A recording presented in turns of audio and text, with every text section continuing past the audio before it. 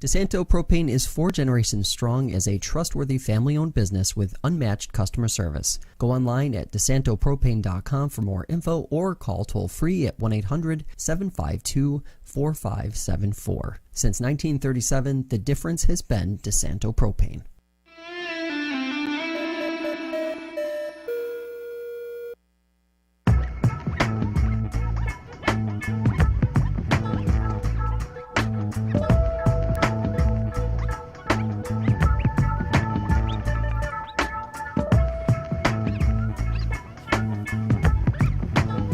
Everybody, welcome into Fresh Takes with Russo and Felice.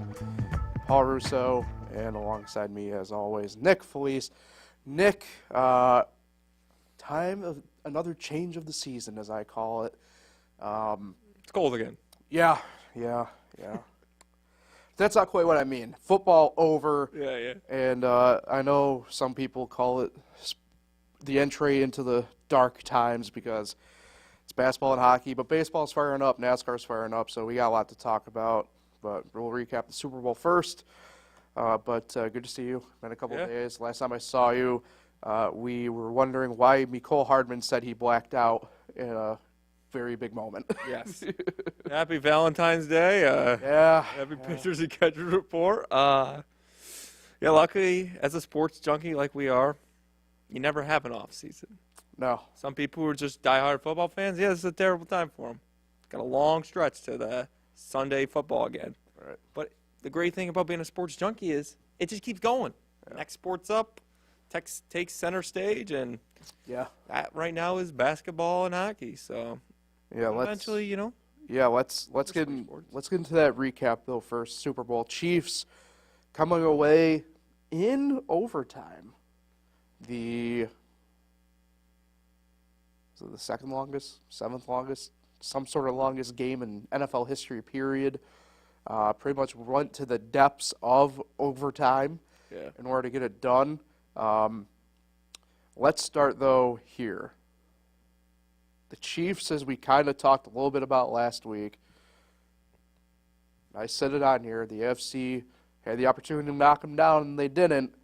They go back-to-back, first since the Patriots to do so. Mm-hmm. You can tell where I'm going with this a little bit.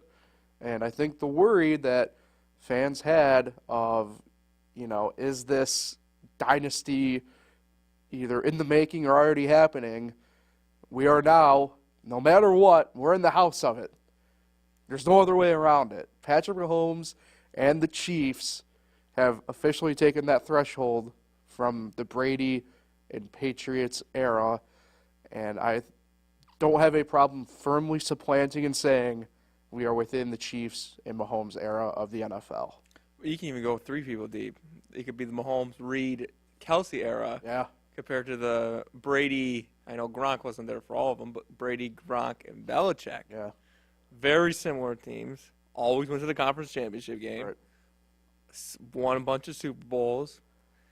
Yes, this win for the Chiefs is really starting to put them in the conversation. Not for a dynasty. This is a dynasty. Mm-hmm. This is already a dynasty. But they're going to put them in the conversation of being compared to that Patriots dynasty, which a lot of people thought when it ended that we would never see something like that again.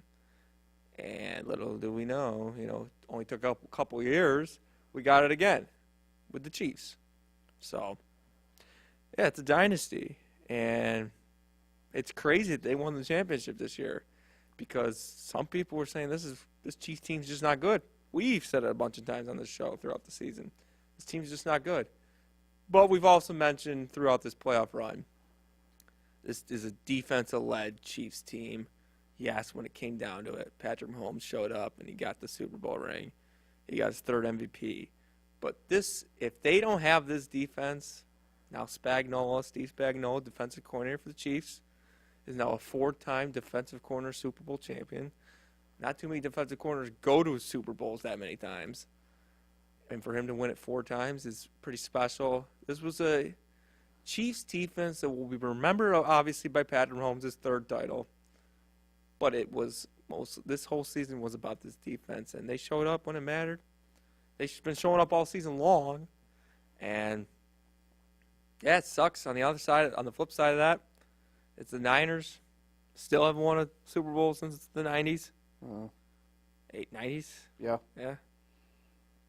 And they're now 0-2 against the Chiefs in the last 4 years. Yeah. 0-3 in Super Bowls since I've been really paying attention. I mean, they're better than the Cowboys, but it's just they still can't get over that hump and win a Super Bowl. So let's go with that route for the time being then, and we'll circle back to the Chiefs. The 49ers at this point, to me anyway, I'm starting to struggle kind of whether we need to, do we take them seriously at this point? And it's weird because you mentioned, well, they aren't the Cowboys, but at the same token, at the very least, when it comes down to it, they have the same amount of stuff to take home since the mid-90s mark, right? So I think it's a little bit different. I think in the moment, even I was on the board, the Shanahan dump train, and it's a little bit different this time around. I don't know if he was inherently sitting on the ball necessarily or something like that, but the problems that I had worried about with the 49ers, I thought kind of came to fruition a little bit. You had Brock Purdy, who he did all right, all things considered, but all right doesn't cut it in the Super Bowl. And, moments where I feel like they wanted to maybe go downfield, they couldn't. And this is a 49er team that I wouldn't say they're at the crossroads necessarily, but they have to figure out at this point, can you necessarily keep running it back with what they got? They can start paying people too. Right, and that's the other part in this. And that's where, for me, I go back to this. It kind of starts at the quarterback thing, and it's very apparent that if you go based on their history, Brock Purdy ain't the guy. If it wasn't Garoppolo, if it wasn't Kaepernick, if it wasn't any of these guys, it ain't going to be him. So if you're the 49ers at this point, if you're John Lynch, I guess, too, in this situation, what's your next move? Because, look, in a division that I don't necessarily think is necessarily getting better, but it's still a very competitive division. Look, the Seahawks are going to be competitive next year. I know they're bringing in a whole new staff, obviously, and everything, but they were enough to cause problems anyway for you the past couple of years. The Rams, I guess they're actually the big question mark for me in that division next year, only because of age and where people kind of stand with that. The Cardinals are, in theory, on the up. Not sure what they're doing with Kyler. Yeah, but they had some things figured out by the end of the year, so you have to wonder to some degree, I suppose. If you're the 49ers, I only see maybe next year being the year where you're probably still on top without having to do anything. At least to me, anyway. Yeah, I mean, I can't remember what they said about Garoppolo and Kaepernick after those Super Bowl losses. Or are they saying the same thing, this guy's the guy? We feel like he's the man. He's the quarterback. I can't remember what they were saying about those two other quarterbacks. I mean, 2012 was such a long time ago. But just the Garoppolo one 4 years ago, I can't remember. But, it's just I think they need to go out and get a quarterback. I think it's crazy to think. I think that's the biggest problem is they do go to the Super Bowl with these quarterbacks. Right. They fall in love with the Kaepernick. They fall in love with Garoppolo. They're starting to fall in love with Brock Purdy and not realizing that this isn't the guy. No. Because what are they going to do this offseason? They ain't going to go for a quarterback. They're going to stick with Brock Purdy. Yeah. And that's the biggest problem with the Niners. They need to realize that they don't have a quarterback. They need to go get one. Especially when they have to start paying these guys, and if they're going to pay the right guys or they're going to let the wrong guys walk, they need to go get a quarterback. And I just know they're not going to. So I think So here's a name. It's tough for the fan base. Kirk Cousins. Does he fit in there at all, possibly? Because he's rumored to be I don't know if that more or less available, right? I think if you got a Trevor Lawrence. Ooh. I think if you got him, then Okay. they could take that next step to win a Super Bowl. Gotcha. That's interesting. I don't know. The question there is Lawrence going to be available? Yeah, I know. I don't think he is. Kirk's going to be available. I just don't. You know, I don't know about Kirk. I don't know. I guess he was just more the hypothetical because he's the only one I know that will be probably available. Russell Wilson won't do dumb. it. Russell Wilson won't do it. No, I don't think Russ. Justin Fields won't do it. No, none of those guys. I mean, unless you trade and draft again, which is what they did in the past with Lance, and then they just gave up on him. So. Yeah, I didn't get that. No, still don't. I still don't. Yeah, I don't get why they gave up on him. And the Cowboys aren't going to use him. Right. Trey Lance just sitting there. Yeah. Interesting, but Right. yeah, a guy like Trevor Lawrence would be interesting. I don't know if Jacksonville's sold on him. I think they are, but they're going to stick one at least next year. I think if they ever got a guy like that, could maybe put him over the top. Yeah. Just enough to make this offense, which is already a great offense, into an elite offense, one of the best offenses in the league. Yeah. Yeah, I don't know. It'll be interesting. Their defense, Greenlaw might be out for a while. Yeah, that sucked to see. Completely non-contact injury too. It's not even like just getting ready to go out there. Yeah, just falls over. Yeah. So yeah, I don't know. The 49er future is going to be interesting. The Chiefs' future also interesting for different reasons because think about what they won with on offense, and you know that they aren't going to allow what happened this year to happen next year. Do we see a three-peat? I don't know. I think it's way too early to make that outright prediction, obviously. Oh, they could be bad. They were bad this year, and they still won it. I mean, it's always going to be a question until they're eliminated. Yeah. A three-peat will always stay there. And, yeah, they definitely can win it back as long as they're healthy. Defense stays as good as they were. Yeah. Sheesh. Sorry, I just saw some breaking news come across the What sport? college basketball. Interesting. You saw Chris Holtman got fired for Ohio State, right? I didn't see that. Yeah, so they fired him. And the buyout number just got released on his contract that they have to pay him. $12.5 million. Wow. Yeah. Yeah. This year? I think for the rest of the contract. Wow. So, who do you think's going to get that job? I know we're deviating here, but Ohio State. It was once a good job, man. Sean Miller? Yeah, I don't like what Sean Miller's done in his past, but I can't believe he still got a job. Will Wade's out there still coaching, so if you think that's, there's a lot of bad ones still out there coaching. Yeah. But Chris Beard. they need a big name. Ohio State basketball has not done. They haven't done anything in forever. No.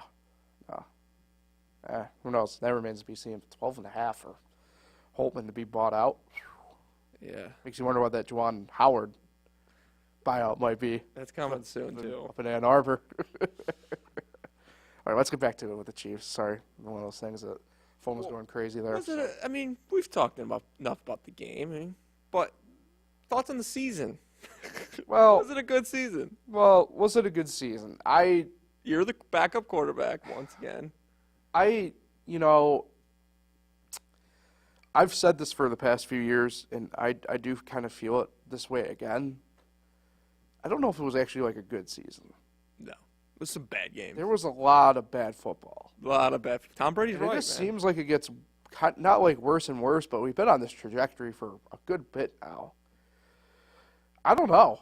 And that's the thing. I don't know, if it was a good season. I don't think it was. It didn't feel good anyway, Felt like we had more bad teams than good teams. Yeah, and I think that's just a product of, all these guys now are just so good at what they do. Specifically, that's, there's the question of, in the NBA about, expanding the court. And in football, it's been that as well. And I just don't see a way that you can, under the current constraints, if you're able to do that. So, it's interesting because, it's no secret. I love college football, right? And as much as I love it, I just love it because a lot of the chicanery that happens. College, it's the same way. There wasn't a ton of actual good football this year. Yeah. And I think it's just a bottom to the top issue with the sport as a whole. We've kind of, not to say we've gotten through concussions and the head injuries, they're still very prevalent. It should be still discussed, an ever evolving in the safety front.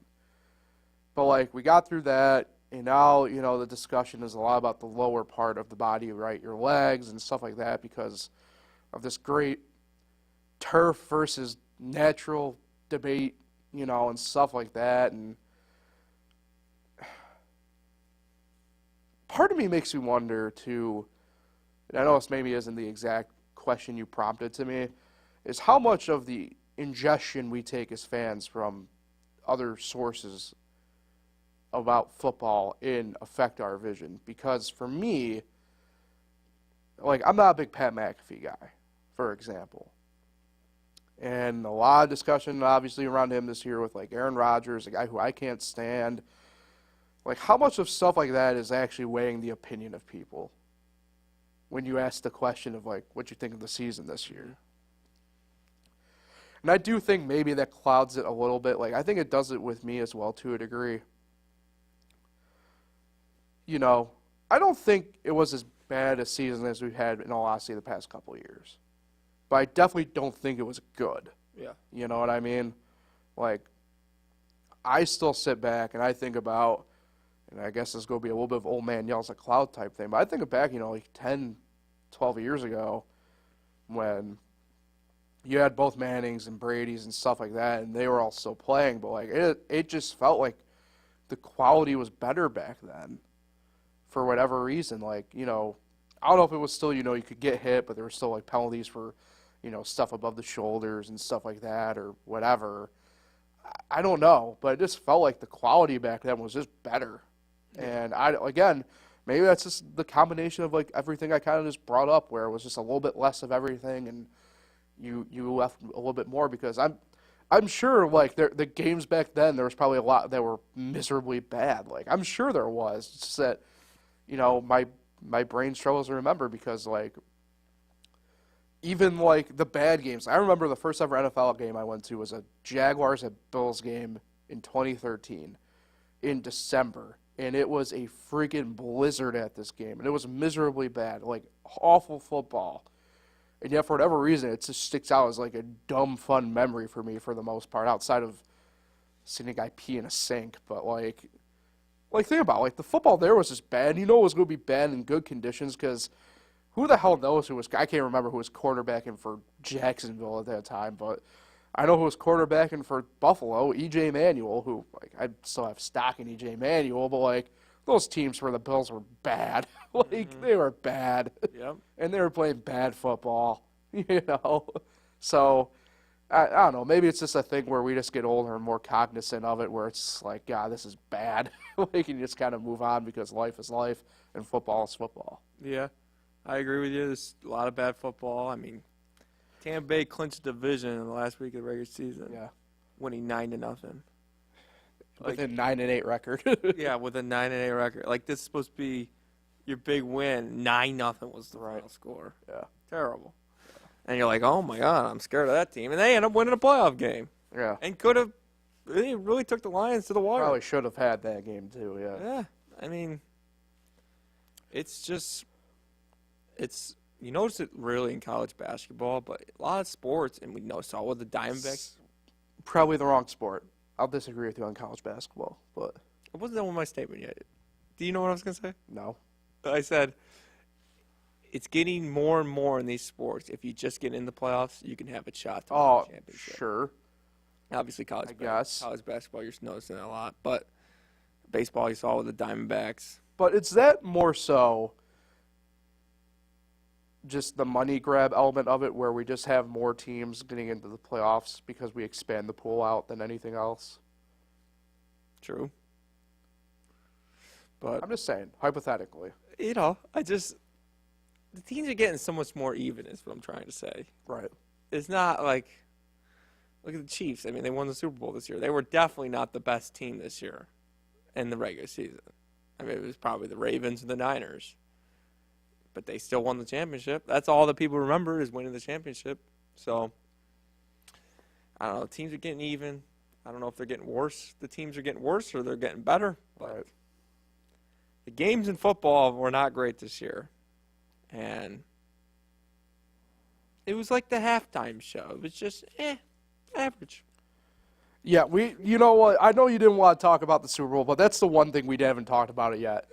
And I do not, okay, this is going to be, I think, a little bit of a hot take for people our age, in our demographic, if you will, the millennial.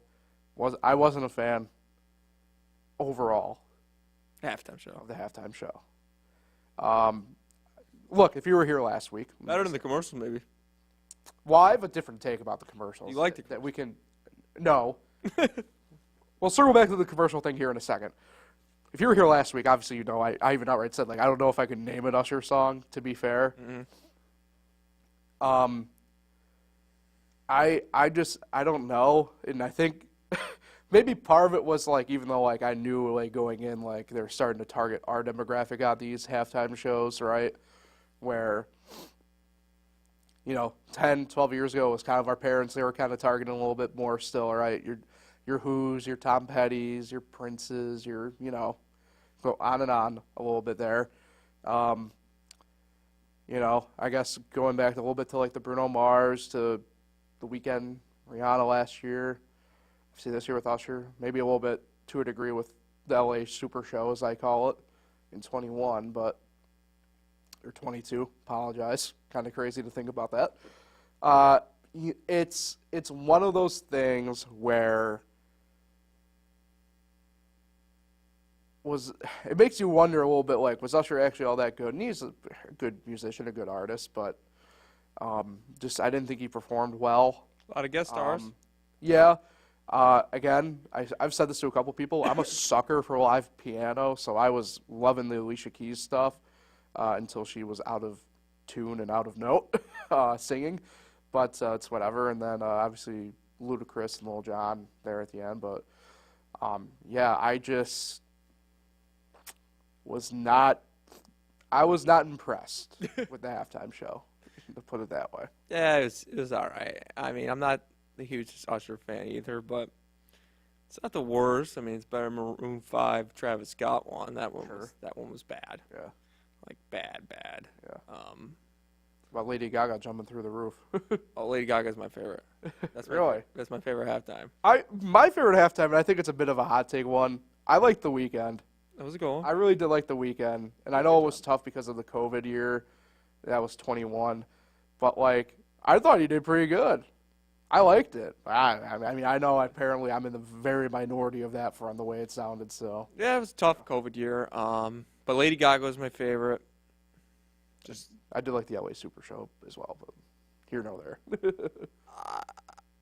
Yeah, it was all right.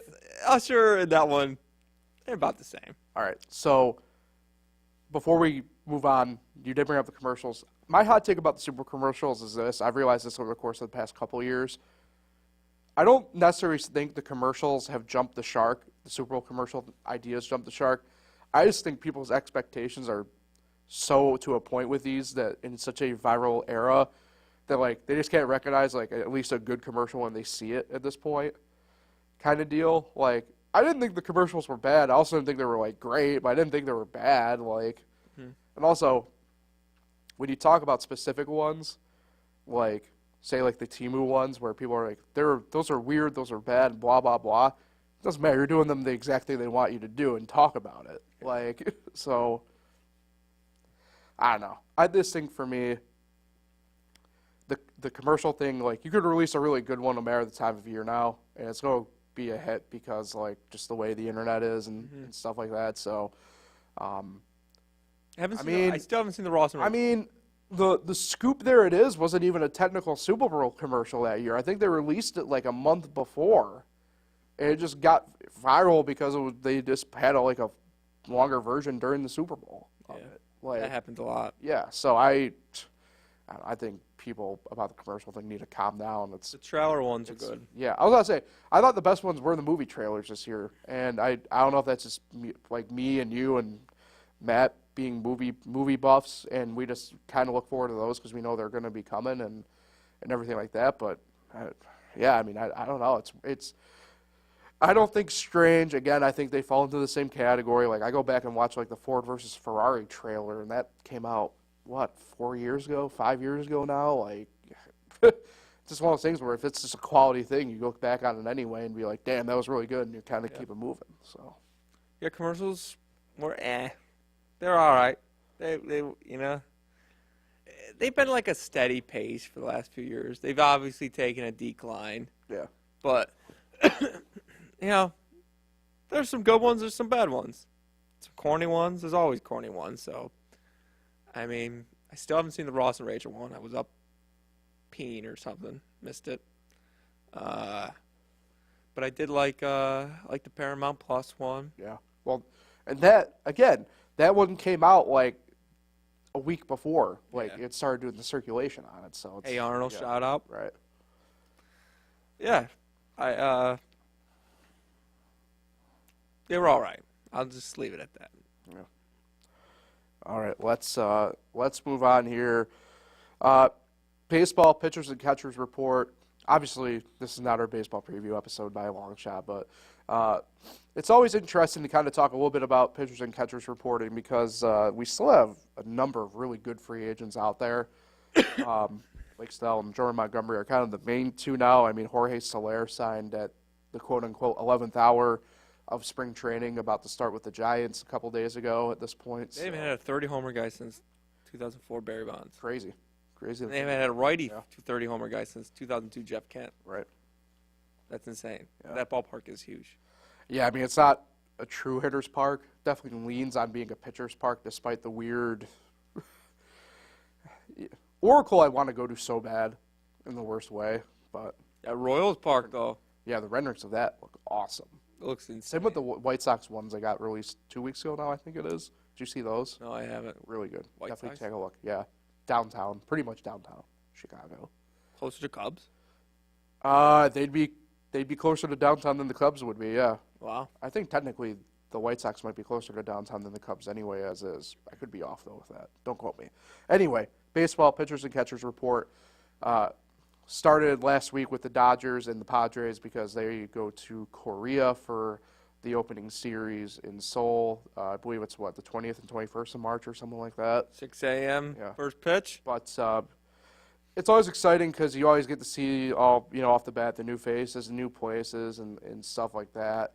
Ohtani took it easy during his first round of BP. Vets is taking it easy. I mean, that's kind of crazy. I know they love Ohtani, but I didn't get overhyped about him hitting 10 home runs in 21 pitches. Mm-hmm. Like, it's batting practice. That's what you're supposed to do. Hit home runs. And he went under 50%. I mean, I don't get that. It's like a home run derby. Yeah. But, I mean, it's good for him. Good to see him back. So the interesting part here with all the stuff, right, is the fact that pitchers and catchers report up front before the position players, but we're always at a point now where I don't think many people well, I'm sure a lot of people do know this, but people kind of forget. Pitchers and catching report day is usually the last day that anybody is really supposed to be there type deal. Kind of one of those written into the contract type things, and everything else is kind of a unionized deal. So everybody's pretty much there. Now, today and yesterday and stuff like that, you're starting to see the clips kind of come out and stuff like that. And it's going to be pretty exciting, to kind of see out of each camp, the young guys who kind of stand out, which I always chuckle, like which of the journeymen get released and then end up making a run with another team later on in the year. So that always tends to be the case a little bit. We are, I believe, 9 days away from first games, maybe. Actually, it's probably a little bit longer than that, technically, but It's next Thursday. is it next Thursday? So 8 days. Apologize. My math is bad. What's your expectation for spring training this year? Because there's no World Baseball Classic to deal with this year, no Olympics to deal with this year, and I say that because it won't be this year that they deal with it because the summer games are this year, but it's going to be interesting to see, so we'll sprinkle a little bit of a thing here for the folks. In 2028, it's more than likely we will have a pause in the Major League Baseball season for the Olympics. Manfred wants to have the players participate. That'd be cool. So, and I think it will help that 2028's stateside for the summer games. So, That'd be cool. That will probably help, but either way.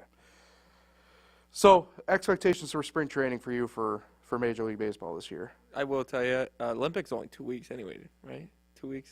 It's not per like sport, kind of, yeah. it's not like week. You're not taking too much out. But anyway, spring training. I hate to say I love anything Manfred does, but I love what he's done with this year's spring training.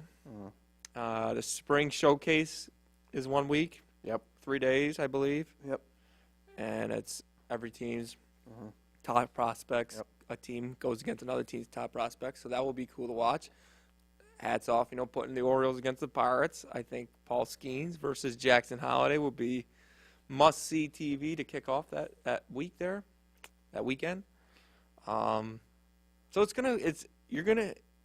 spring training's gonna fly by if you're a diehard baseball fan like we are, because you got that going on that week.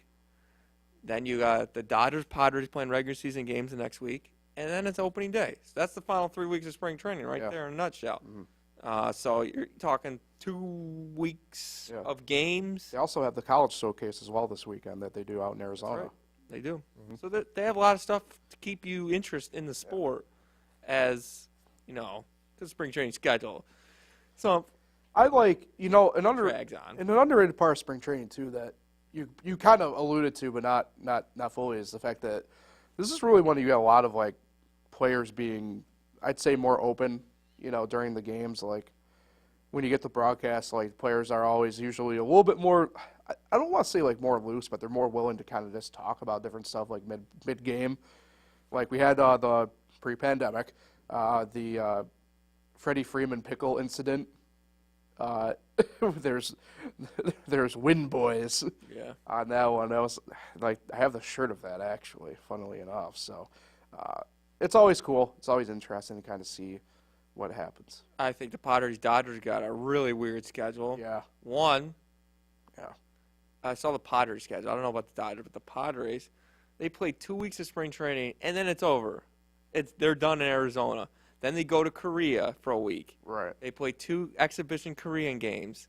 Then they play the Dodgers in regular season games in Korea. While they're over in Korea, their prospects are actually playing a game against the Mariners prospects. But then they play the 2 Dodger games. Then they come back and play 2 exhibition games at Petco Park against the Mariners. Yeah. And then they go into the regular season. Weird schedule, but that's what they're dealing with. I just don't get why. So, like, they do the London series game, and that's 2 games. And I know it's a little bit different hours-wise, just distance. That helps a little bit. But, like, the teams that go to that have a day off in front and a day off behind for travel. Like, why don't you just kind of figure out something to do way to do with that? Like, a whole more or less 10 days before everything else is kind of crazy to me anyway. I don't know. I find it really weird that they do that, but it's cool that they do it. Yeah. Can't they do it in the middle of the season? That's what I was kind of like. Why has it got to be the week before the season starts? Yeah. They do it with Japan when they go to Japan too. They haven't done the Japan thing in a while though. 2019.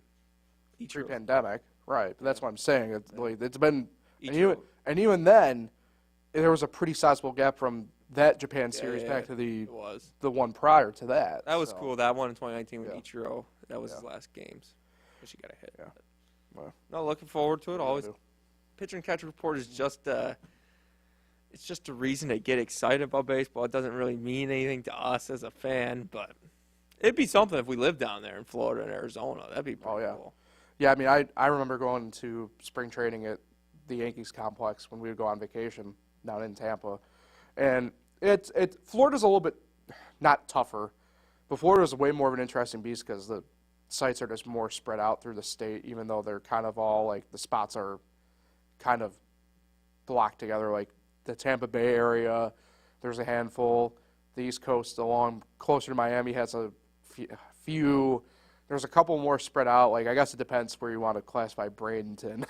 So you've been to For a spring, example, been to a but- spring training game? Yeah. I've always wanted to go to one. Well, not game. We've been to like the practices and stuff. I've always wanted to go to a spring training game. Probably it's got like a minor league feel to it, but you got major league players out there, so it's probably so relaxed too. Oh yeah. No, it definitely is. All right. Speaking of relaxed, last thing to touch on: NASCAR starts. I mean, quite frankly, today they have Daytona 500 qualifying tonight, Wednesday night, but The racing gets going officially Friday night with the Truck Series. Arc and Don't forget Xfinity about Saturday. duels. Well, the duels are tomorrow, Thursday night, correct? Yes. So my bad, but Daytona 500, obviously on Sunday. Looking forward to it. Do have some notes here. I went kind of rogue this year because I want to spend a couple minutes on this if I could, Nick, if you don't mind. So. You making NASCAR picks this year and we keep track? I don't know if we wanted to, but we could if we really wanted to, I suppose. We get you Oh, involved. you'll make your pick today. That's true. We also didn't update it, but I did win the NFL contest this year. Somehow I came from behind after my own clerical error. That's right. But And that game was low scoring. And you got the over by 1 point, right? I did. 47? Yeah. Well, you said 50. I said 42. Yeah. So We did it, though. we were that close away from a tie. Yep. Okay, so trucks. I want to start with the trucks for Friday night. And the trucks in the Xfinity Series, which runs on Saturday, your lower divisions, both have become crossroads of driver development and veteran guys still racing full time in the series. Yeah. Both series, and it's interesting when I always hear about the health of a series in racing because it could go different ways. If you're looking from a numbers count, at least going into Daytona, both are healthy in terms of the equipment. Not too sure, but in terms of driver help and full time, I think it's pretty good. So starting trucks, they have 38 trucks entered for the race on Friday night. That number actually will go up to 39. I believe, anyway, if the one announcement from yesterday is correct. But there are 25 drivers going for points this year in the Truck Series, and that's pretty stout. Yeah. For 12 playoff spots, obviously. That's pretty good. Or no, they're 10. I apologize. They're 10 playoff spots. So 25 for 10 is pretty good. It'll be interesting to kind of see how that fluctuates throughout the year. Who's the favorite?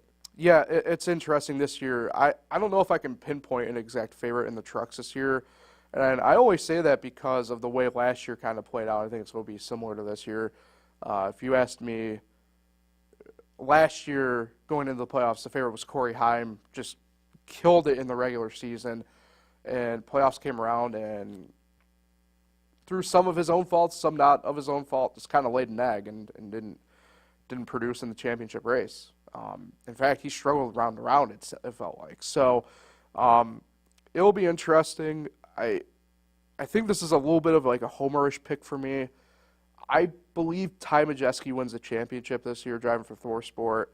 And what I mean by homer pick, he's not from around here, but it's a name he's from Wisconsin. I have family from Wisconsin. My mom's from Wisconsin, so I know a little bit of the short track background. He's from the short tracks up there. Has won at Slinger, won at Madison, all these really renowned Midwest short tracks. Now full-time in trucks for I think it's the third straight year. Former Ford top prospect, technically still with Ford even though he drove Toyotas 1 year with Thor Sport. But I think he wins the championship this year. My pick for the Friday night truck race though, the team is a dark horse. The driver isn't, and that's Grant Infinger. He's with a new team this year. His team last year in GMS shut down their truck operation. They're focusing full-time on their stuff with Legacy MC on the Cup side of things now. So, Have they done qualifying?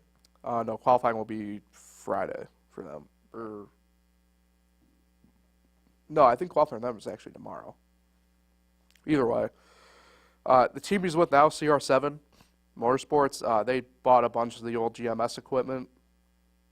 In fact, his crew chief, Jeff Stankiewicz, was with him last year at GMS, so I think they get all out and they get the win. Grant's a really good driver on this plate tracks. Does really well, so I think that's the case there. A couple dark horse guys to keep an eye on for truck this year, even though I don't think they're dark horse. But Nick Sanchez, second full-time year. He's running back with Rev Racing through Spire Motorsports. Same with Roger Caruth. He's with Spire. Stuart Friesen, a little bit of a local guy, even though he's on the Canadian side of things. But a Northeast dirt guy. Keep an eye on him. Kind of a make-or-break-ish year, I'd say, for the team as a whole. I've heard and seen some rumors about the health of that organization, so it'll be pretty interesting to see there. Now, you aren't going to recognize the name, Nick, but it's a name from from our age group of NASCAR fans. Lane Riggs, that's Scott Riggs' son. He's racing full-time for the first time in trucks this year with a really good front row motorsports team. It's a team that Zane Smith drove for in the past. He's now full-time in Cup. But Ben Rhodes also, Chase Purdy, a lot of kind of usual suspects. The Gray brothers, Christian Eckes with McAnally Helgman, Corey Heim as well, Jake Garcia. There's a number of guys in trucks to keep an eye on this year. Xfinity is the place where it gets really exciting, I say. 27 full-time drivers this year on that side. First time in a while that list has kind of been that deep with the equipment that they got. Playoff teams? 12 in the Xfinity series, so 27 for 12 is pretty good. And it's going to be a really interesting year in Xfinity. Shane Van Gisbergen, now that's a name that I know you probably don't know. He won the Cup race at Chicago last year, the Australian V8 supercar legend, now full-time in NASCAR. Okay, now full-time in NASCAR, run the full Xfinity series slate with Colleague Racing. Be interested to see how well he does. He's technically not even on the entry list for Daytona for the Xfinity series yet because he has to run the ARCA race on Saturday before the Xfinity race to be approved for the Xfinity race. Wow. Make it make sense, right? But are they doing the Chicago Street Race again? Yep, they're doing Chicago again this year. So, but yeah, the Xfinity series, it's a deep field this year, the Xfinity series. It really is a deep field with the equipment at a spot where I feel it's better than the truck series in terms of that. I mean, just off, and this is just your first three numerically I'm talking about here. 00 Cole Custer, 1 of Sam Mayer, and 2 of Jesse Love. Like, those are all 3 guys who, in theory, I see in Phoenix in the championship race. And those are just the 3 numerically on the roster sheet for the race. So it's one of those things where it's crazy looking at the Xfinity list this year, going into Daytona. For them, again, this is a pick I've made now the past couple of years. I think I might just be willing it into existence at this point. Justin Allgaier picking as my champion in the Xfinity Series. My God, he deserves it, but I don't know. It's one of those things where I keep picking him, and I don't know if it's actually going to happen. Who's winning on Saturday? I'm going with Parker Kligerman. I don't know if it's necessarily a dark horse pick, but the Big Machine Racing crew, they run out of the RCR side of things. Parker's a really good plate racer. He's won the plate tracks with the Truck Series, Henderson Motorsports. He's very good. I think he could actually make a run this year potentially at the championship if things kind of go right for him. But they were right on the doorstep towards the tail end of last year. They got into the playoffs. I think he's able to get the win on Saturday. Who wins the ARCA race on Saturday? Yeah, that entry list, I don't know. Probably one of the Venturini Motorsports cars. Frankie Muniz? Frankie's running the Xfinity race, actually. Really? Yep. So he's running for Joey Gase Racing on that side. So be interesting. I think he's locked in. I think they have the owner's points locked in for him. So he'll be racing no matter what. Nice. Cup side of things, Nick. For the most part, kind of the same as last year. Kevin Harvick retired. That's the main storyline. Josh Berry up from JR Motorsports to Stuart Haas Racing. Switch over from Chevy to Ford there. But that's really kind of the big storyline, I'd say, there in terms of actual driver stuff. I'd say the only other major change I'd say was probably Legacy MC going from Chevrolet to Toyota. Bring you up on for this one too as well, Nick. It's going to be interesting for the 500. It's usually, again, a little bit more of a wide open type race. Jimmy Johnson in it? Jimmy Johnson is running in the Daytona 500 this year. Technically an open car. He doesn't technically have the past champions provisional to fall back on, but 42 cars going for 40 spots. I would think that 84 car is going to be safe to get into the show. That would be my guess anyway. Why 40? It used to do 42. It used to do 43, but it was just one of those things a few years ago that they made the switch because it could help free up some prize pool money and stuff like that. And yeah, I mean, even then, this is further proof of it, though, that like even if they had 43 spots, they don't have 43 cars. So yeah, it's a double-edged sword. He's running for Legacy. Yep, and the team that he owns, Legacy MC. So who's your pick for the Daytona 500 on Sunday? Oh, man. I'd like to have known who's what the poll is. No, we don't know that until about 10 o'clock tonight. Well, I'm just gonna hang around here. So Good luck. I won't be here, but you can be here. my pick to win the Daytona 500 is. I didn't think this question was coming, so I'm gonna think about it. You want me to go first for you? Yeah, go first. I don't care. I'm taking my man Bubba Wallace. What would that mean to you? I'd be going crazy. I might get a noise violation. That'd be an interesting pick. I mean, it's funny to me because it's one of those things as we've gotten older now. You look around, there's a lot more people doing things and the stuff you love that are your age. Even 10 years ago, I would have probably never thought a million years that, like, people our age would be doing what they're kind of doing at the levels that they're doing it in these sports, right?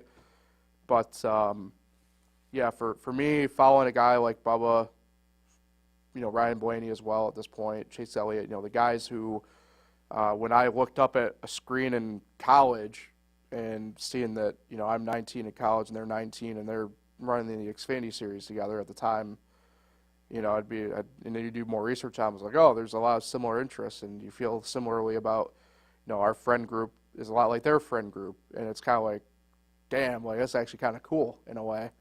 So it would mean a lot, I think. I don't know if I'd cry or anything like that, but that probably would have been more so if Gordon won the title his final year in 15. I might have cried.